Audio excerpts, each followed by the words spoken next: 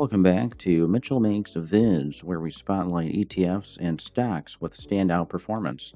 I'm Mitchell, and today we are covering the iShares China Large Cap ETF, ticker FXI, tracking the 50 largest, most liquid Chinese companies listed in Hong Kong, including heavyweights like Tencent, Meituan, and major financials.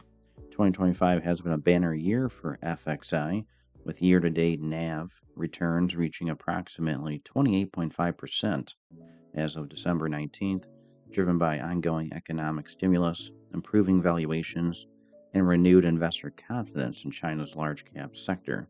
This week, the ETF announced a dividend of 0.416 per share, payable December 19th, adding appeal for income seekers. Shares closed near $38.56, approaching the upper end of its 52-week range amid steady volume. Analysts continue to see value in undervalued Chinese equities, with policy support providing tailwinds in 2026. Is FXI a smart way to gain China exposure now? Share your thoughts below. Buy, hold, or diversify. Like for more ETF breakdowns, subscribe and hit the bell.